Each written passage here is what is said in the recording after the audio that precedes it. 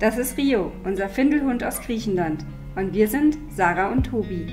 Zusammen bereisen wir die Welt in unserem Oldtimer. Ob viele an ihm gezweifelt haben? Ja, definitiv. Aber das hält uns nicht auf und so entdecken wir zu viert die Welt und leben unseren Traum.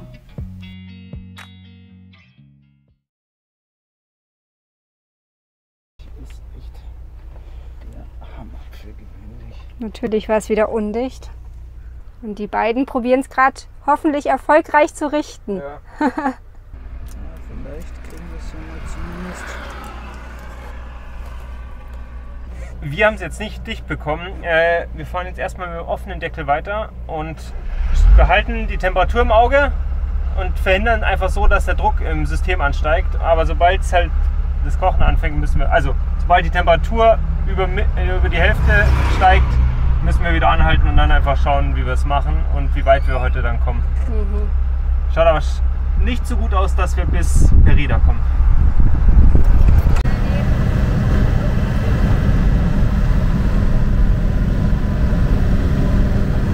Wir wurden gerade schon wieder von der Polizei angehalten und wir fahren gerade einen Konvoi mit Arthur und Judith. Und er hat gefragt, ob wir Englisch sprechen. Wir haben gleich gesagt, dass wir Deutsche sind und dass das hinter uns unsere Freunde sind und wir durften diesmal sofort weiterfahren. Ja, wir haben schon gesagt, Arthur und Judith sind so unser Schweizer Begleitschutz, den wir dabei haben. Weil die nie rausgezogen werden. Ja, die werden nie rausgezogen und wir jetzt mittlerweile das 3. Mal.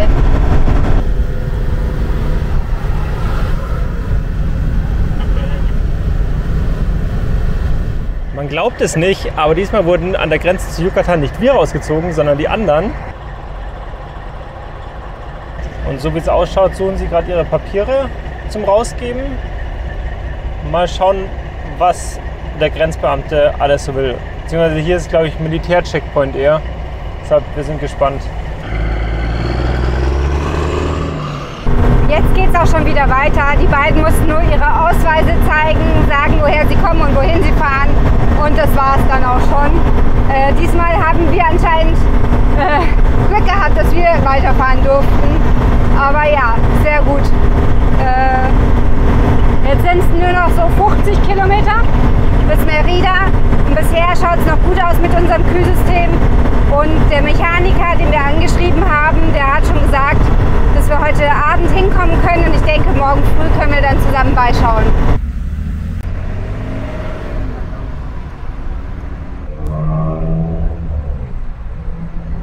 In 550 Metern sind wir beim Mechaniker. Da können wir hoffentlich heute schlafen. Und morgen geht's dann in die Reparatur. Ich sag's euch, was für ein Tag. Nicht nur, dass wir 35 Grad und eine Luftfeuchtigkeit von 90% haben, es ist auch einfach super anstrengend. Und anstrengend mit Rio hier zu gehen, anstrengend alles. Ja, schwierig gerade, muss ich sagen. Finde ich gerade wirklich schwierig.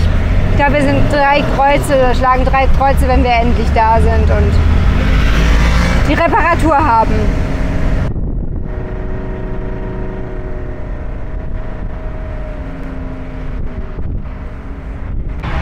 Wir sind jetzt hier und ich denke, dass wir hier die Nacht verbringen werden. Ich glaube, das wird eine kurze Nacht. Ich glaube, sie wird nicht angenehm, aber wir sind einfach dankbar, wenn man uns helfen kann. Und ich bin immer gespannt, der Mechaniker hat selber 6 Hunde. Deswegen denke ich, dass wir hier geparkt bleiben und nicht reinfahren in den Hof. Weil ich glaube, mit Rio am Auto, das geht nicht gut. Ja, mal schauen. Jetzt noch 2 Stunden und dann können wir bei ihm klopfen. Und morgen früh geht die Reparatur dann los.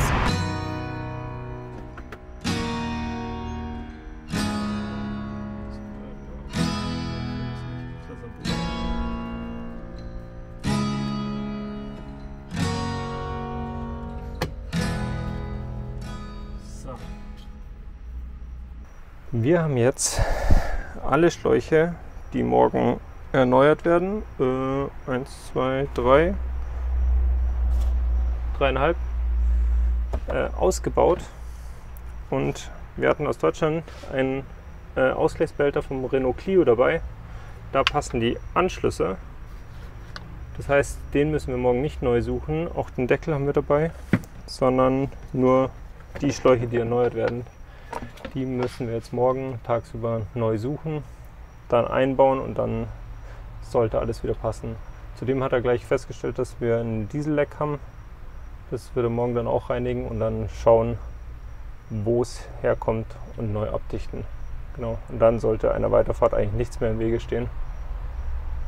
Und wir freuen uns. Gesehen hat, dass der eine Schlauch schleift. Achso, ja genau. Hier ein Schlauch hat geschliffen. Den haben wir jetzt schon mal zur Seite geklemmt. Also wir haben hier so Metallklammern, wo man die Schläuche einklemmen kann. Und das haben wir jetzt gleich gemacht. Und es ist 10 Uhr abends. Es ist nicht 10. Nicht? Ich glaube, es ist 10:30 oder Viertel vor 11. Wir haben eine Zeitverschiebung gehabt heute. Ah. Ja. Nee, und morgen geht es dann hier weiter. Und ja, wir freuen uns, wenn es dann wieder weitergehen kann. Mit dem dichten Motor. Achso, und hier sind 6 Hunde. Und Rio ist ja recht forsch manchmal bei den Hunden. Und kläfft gerade in der Dunkelheit, kläfft die dann an. Und dann sind wir rein. Und es war nur eine da, er hat sich das Gelände hier angeschaut und dann hat er seine rausgelassen. Wir haben extra gesagt, wir lassen ihn nicht an der Leine. Und da wurde er ganz kleinlaut auf einmal, als 5 Hunde, weil die eine war schon draußen, die hat nichts gemacht, 5 Hunde auf ihn los sind.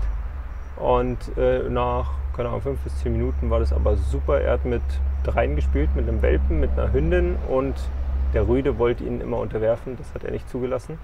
Aber das war von am Anfang keifend wegdrängen zu dann eigentlich im Spiel wegbeißen, wegschnappen. Also wirklich im Spiel. Also hat er super gemacht. Und ja, morgen wird es dann nochmal was anderes, wenn das Auto hier drin steht und das Ganze ums Auto herum stattfindet. Aber ja, das wird schon. Wir werden jetzt dann schlafen gehen und morgen mit frischer Stärke weitermachen.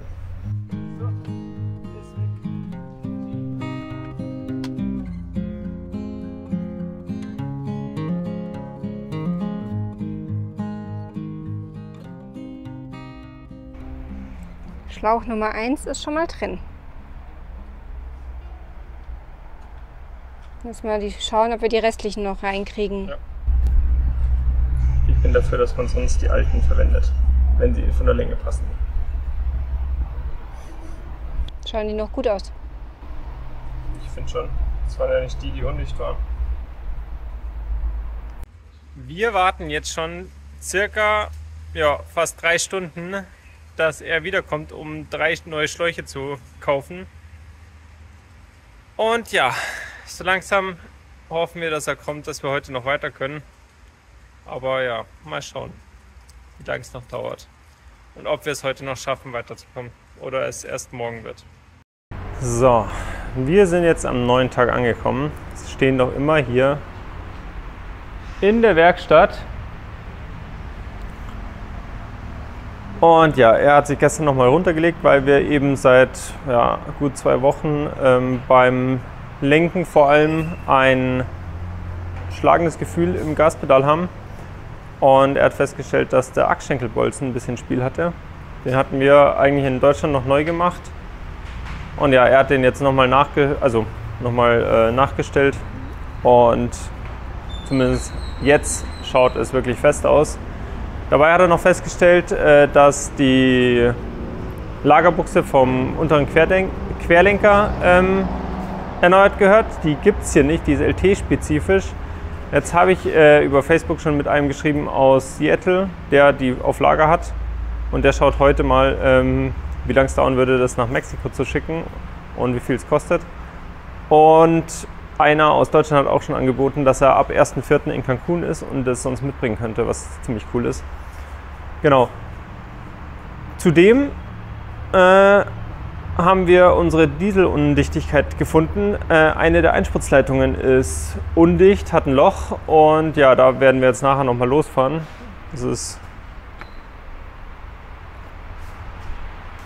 dieses Stück hier. Das hat hier oben kurz vorm Ausgang die Undichtigkeit. Und ja,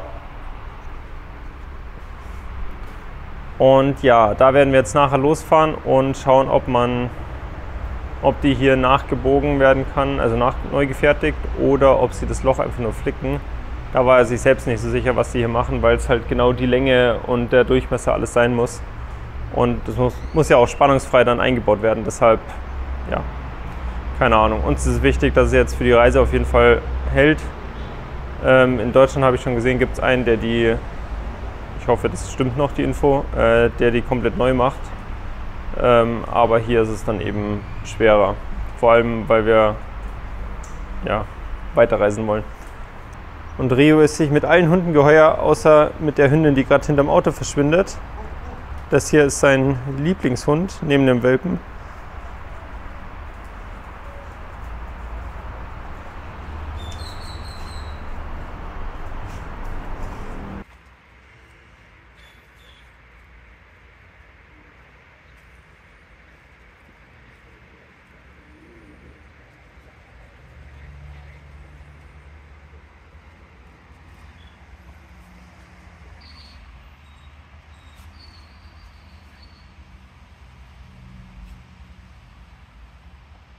Also wir sind uns sicher, dass Rio hier die Zeit feiert mit so vielen Hunden und es tut ihm auch gut. Auch, dass er sich mal einer Hündin unterordnen muss. Weil vor der hat er richtig Respekt, die gerade hinterm Auto verschwunden ist. Genau. Das heißt, wir trinken jetzt noch einen Kaffee, warten und hoffen, dass es heute dann losgeht. Und wenn die Einspritzleitung geflickt ist, baue ich alles zusammen und ja, hoffentlich ist dann auch das Kühlmittel alles dicht. Und wir können weiterfahren. Wie ihr seht, bin ich hier mit Rio alleine in der Werkstatt. Trubi und der Mechaniker sind losgefahren, um Ersatz zu bekommen für unsere defekte Dieselleitung. Sie waren bisher bei 2 Shops, hat Trubi mir geschrieben, und es sah nicht gut aus. Also sie wollten es weder reparieren noch nachbilden, und ja, sie werden immer anscheinend weitergeschickt. Aber wir können die Hoffnung nicht aufgeben. Also ja, es ist super nervig und auch irgendwie anstrengend, wenn du weißt, du kriegst die Teile nicht her. Aber naja, irgendwann lachen wir drüber. Oder es wird irgendwann eine Geschichte, die wir irgendwann erzählen, wie anstrengend das war. Und im Grunde wird es dann gut. Aber mal gucken, die sind jetzt schon seit 2 Stunden oder so weg. Ja, es zieht sich.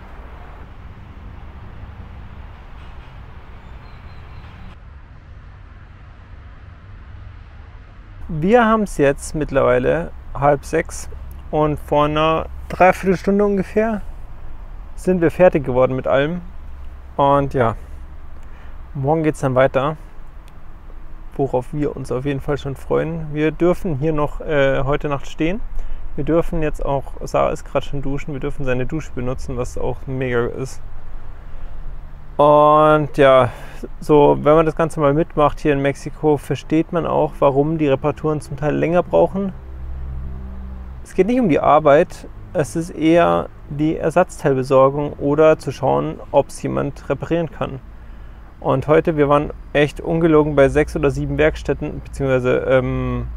Teileläden und wurden immer von einem zum nächsten geschickt, wer das angeblich repariert, und jeder hat es abgelehnt. Und am Schluss gab es eine Hinterhofwerkstatt, wo einer einfach kurz seine Arbeit unterbrochen hat und sich Bronze genommen hat und es drauf gelötet hat. Was echt mega ist, und es ist zumindest jetzt beim Testlauf dicht gewesen. Hoffen wir mal, dass es so bleibt. Und ja, ich bin durch für heute Abend. Sarah, glaube ich, ähnlich, und wir freuen uns einfach, wenn es dann morgen weitergeht. Wir schauen, dass wir zu einer Cenote fahren und erstmal dort richtig schön in dem Wasser schwimmen. Und ja, der Einzige, der sich hier wirklich immer gefreut hat, war Rio, weil hier halt die ganzen Hunde sind. Bis auf eine versteht er sich, naja, bis auf 2. Die eine mag ihn nicht, der andere kläfft nur, die andere kläfft nur. Aber mit dem Rest versteht er sich super, vor allem mit der Hündin und mit dem Welpen. Die können ewig spielen. Und das ist wirklich schön zu sehen. Aber ja, wir dürfen halt die Schiebetür und die anderen Türen nicht offen lassen, weil da versteht Rio auch mit den Hunden, die er mag, nicht so viel Spaß. Aber sonst, es tut ihm gut, es ist Übung für ihn und ja, hat er also auch sein Gutes. Wir haben es jetzt 7:45 und warten, dass der Mechaniker aufwacht. Beziehungsweise er ist schon wach, er hat die Hunde schon rausgelassen, dass er rauskommt. Und dann geht es für uns erstmal zum Einkaufen und dann zur Zenote. Das war eins unserer Highlights hier unten, dass wir unbedingt zu den Zenoten wollen. Mal schauen, wie viele wir machen. Und ja, wir freuen uns mega drauf und können es gar nicht erwarten, dass es endlich losgeht. Mittlerweile ist es 5:10 und wir sind jetzt losgekommen. Jetzt geht es zu den Erledigungen, einkaufen, alles wieder auffüllen und nachher treffen wir dann Judith und Arthur bei einer Zenote, in der wir morgen früh dann reinhüpfen werden.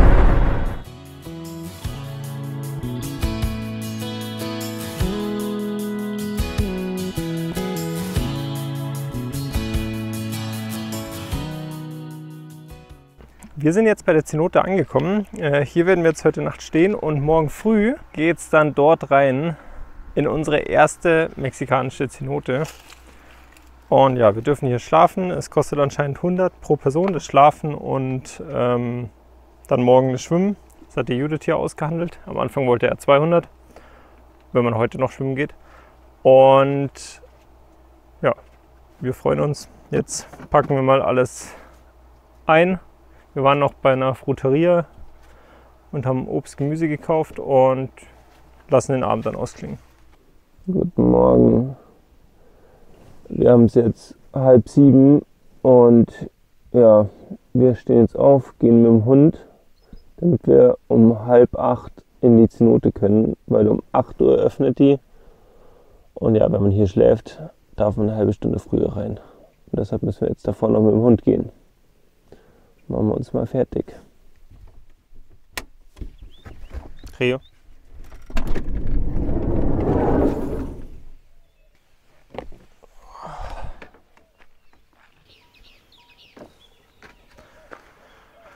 Rio ist wieder reingehüpft, um seinen Ball zu holen.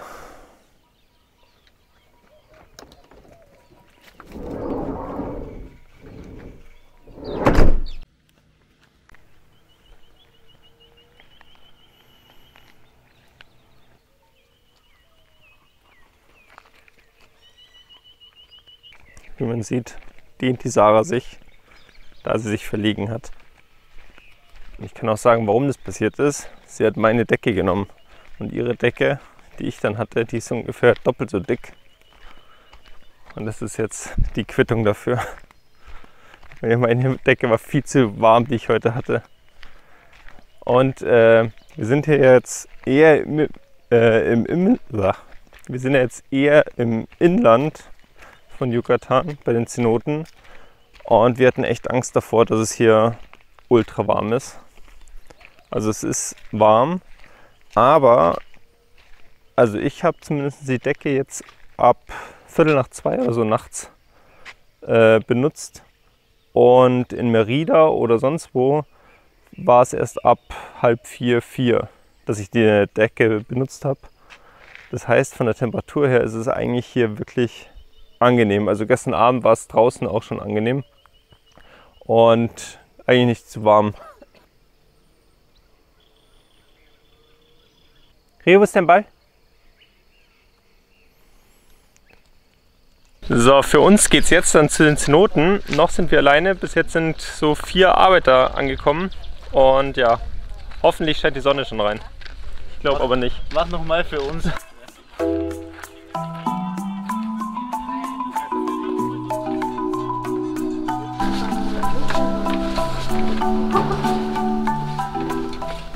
Sieht hier ja gar nichts.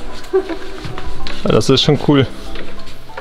Ich sehe nicht mal Wasser. Oh, das schaut schon cool aus, aber du siehst halt nichts.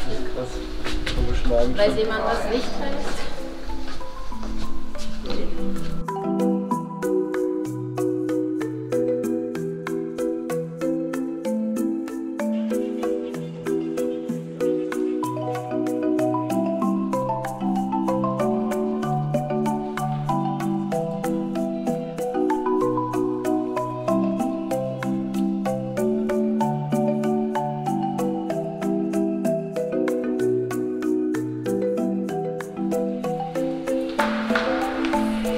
So. Sarah holt unsere Life-Jackets. Ohne darf man nicht rein. Wie warm ist es? Es ist okay. Das hört sich überzeugend an. Und jetzt geht's für uns rein. Oh, er hat schon ein Sprungding gefunden. Jetzt zeig. Ich will eh nicht. Doch, du willst, du weißt es nur nicht. Du willst es doch auch. Stör ich dich?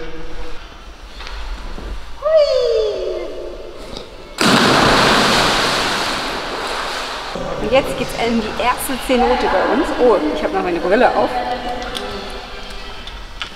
Aber jetzt geht's hinein.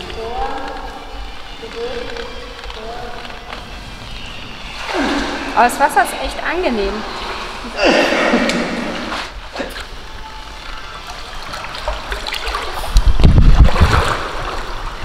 Geronimo!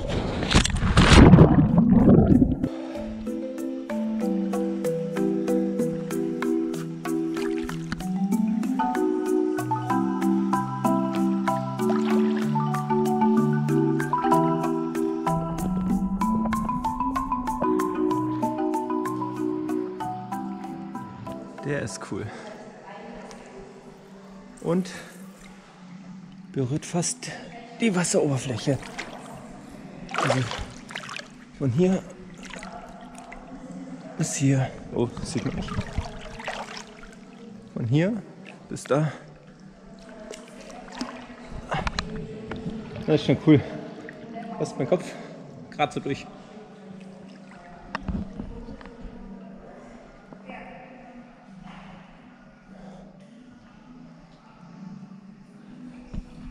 Und wir haben die Cenote ganz für uns allein, was auch ziemlich geil ist.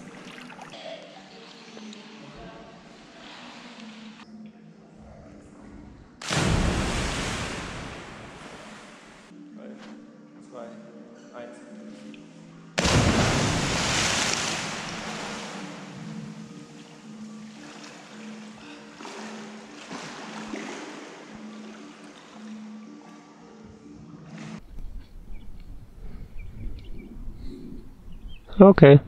Okay? Ja? Ja. Vielen Dank, dass ihr diese Woche wieder dabei wart und unser Video mit angeschaut habt.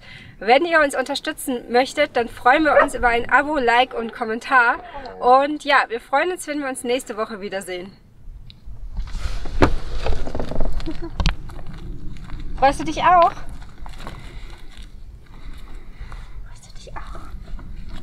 Mach's jetzt? Jump. Jump. Jump. Komm. Ah, das können wir besser. Jump. Super. Ja.